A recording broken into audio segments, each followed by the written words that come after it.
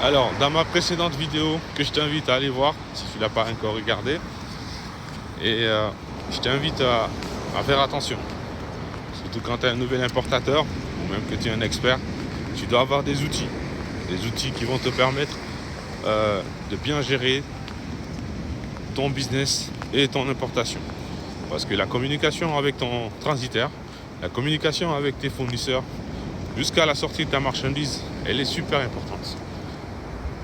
Donc, et j'ai remarqué, avant de continuer, il y a beaucoup de personnes qui regardent mes vidéos, mais qui ne sont pas abonnés. Alors, je t'invite à t'abonner et à liker la vidéo si tu as aimé. Et à la fin, si tu as des questions, laisse-moi des commentaires. Allez, c'est parti. Le fichier que je t'invite à faire, une fois que tu as acheté ta marchandise, et même avant que tu l'aies acheté, tu dois créer ton fichier. Crée-toi un Google Drive. Dans le Google Drive, crée-toi un fichier Google Sheet. Ce Google Sheet, il te permettra de noter d'abord, le fournisseur, le nom de ton fournisseur, d'accord? Les informations de ton fournisseur. Sa boutique sur Alibaba ou bien sur 1688 ou n'importe où. Ces informations, tu les noteras dans une colonne. Deuxième colonne, le nom du produit, d'accord? Ensuite, tu noteras le prix du produit, d'accord? Ensuite, la quantité que tu as acheté. Et troisièmement, tu noteras, enfin, on a déjà dépassé les trois, tu noteras la date d'achat et les frais et le numéro de tracking, la photo de la marchandise qui t'a envoyée. Ensuite, tu noteras dans une autre colonne la date d'arrivée de la marchandise sur ton transitaire, le nombre de cartons qu'il a reçu et la photo de confirmation de ton transitaire. Ensuite, tu noteras dans une autre colonne, si c'est par avion, tu noteras le CPM, c'est-à-dire le volume par mètre cube de ta marchandise.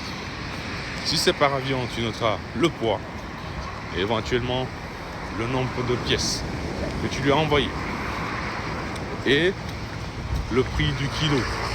C'est-à-dire que si par exemple tu connais le prix du kilogramme de ton transitaire, tu le calcules automatiquement et tu l'appliques.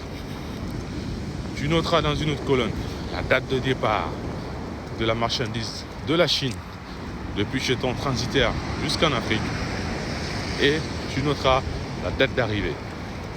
Et si tu as le tracking, supposons que la marchandise elle part par bateau, tu auras un tracking. Ce tracking te permettra de suivre le conteneur. Une fois que tu auras cette information, tu le mettras dans une autre colonne.